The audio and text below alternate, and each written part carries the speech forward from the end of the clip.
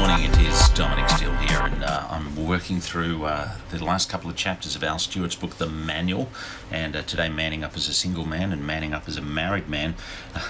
Al's got a lovely line at the start of his chapter on the single man. He says, to be honest, me writing on singleness is a bit like me writing on hair care. I've been bald as a badger for 24 years.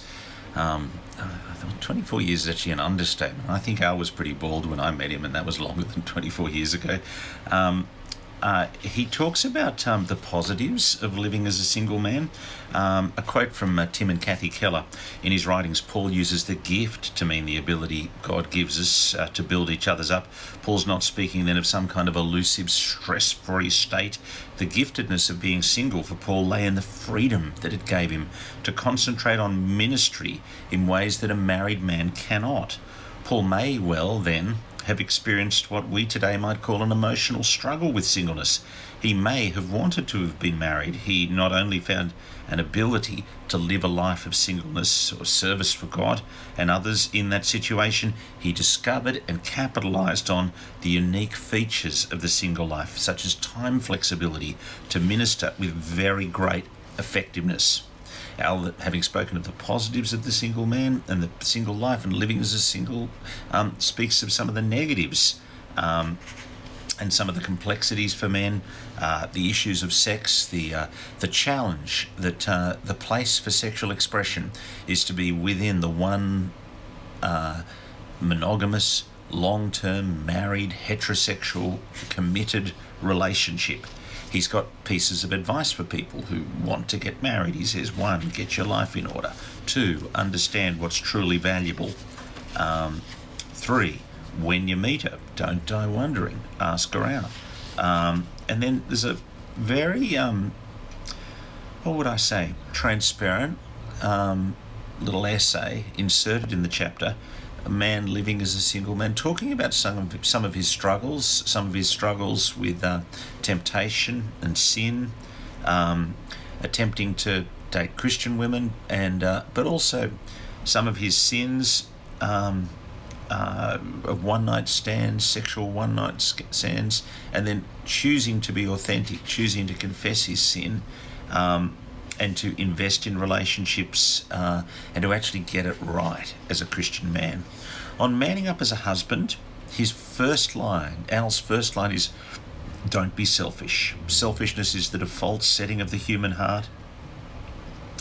Selfishness doesn't creep in when it comes to marriage. He says selfishness can set up home right from the beginning. Al says marriage is a great opportunity for selfishness, and he goes on and says, I know I'll get into trouble for this, but here goes. The expectations about marriage and relationships around personal fulfillment, and especially around fairy tale weddings, seem to be more of an issue for women than for men, but it's in the area of selfishness that men excel. It's not subtle, it's just plain old selfishness. And as is so often the case, it's made worse by something good being twisted and used wrongly. And that something is the biblical idea of male headship within marriage. Selfishness is an even more pointed issue for men in marriage because of the responsibility we're given and the temptation to use it in the wrong way. Now,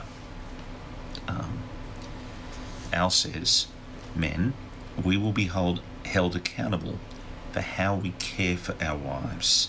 It matters very much how we treat our wives.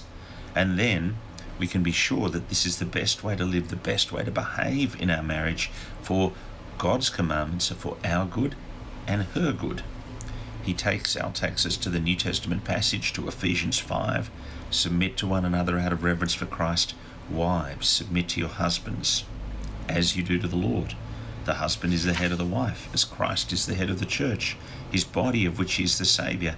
As the church submits to Christ, so the wife should submit to the husband in everything. Husbands, love your wives as Christ loved the church and gave himself up for her to make her holy, cleansing her by the washing with water through the word, to present her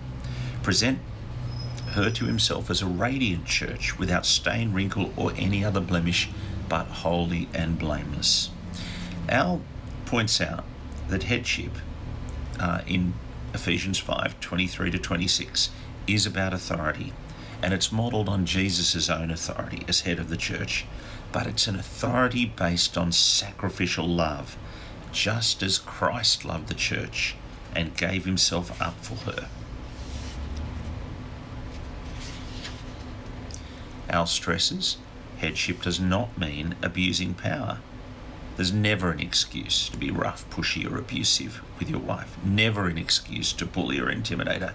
Never an excuse to be controlling or manipulative. Never. He says headship does not mean set jobs or roles in the house. Rather, headship does mean love and respect. And he points out that the Apostle Paul shows the husband and wife need different things from each other.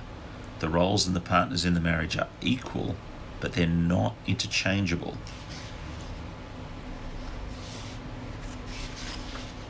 He has some simple practical advice from 40 years of working at it. 1, love her as she wants to be loved. 2, it's your job to take the spiritual initiative in your home, to get the right routines with your wife. Pray, read the Bible. For the man who follows Jesus, there's no greater priority than reading the Bible and praying with your wife. And yet so many blokes I've spoken to don't do that. 3, creating an intimacy where a marriage thrives. He has a few sub-points on that. 1, be nice to your wife. 2, smell good for your wife. 3, plan for your wife. And then there's 8 recommended books on marriage. So that's Al Stewart, manning up as a single man, manning up as a married man. Chapters, I haven't done them justice. Super helpful chapters, well worth reading properly. His next chapter, chapter 12, is manning up as a father. And then the concluding chapter, following the greatest man. And I'll be reading those tomorrow before I interview Al around lunchtime tomorrow.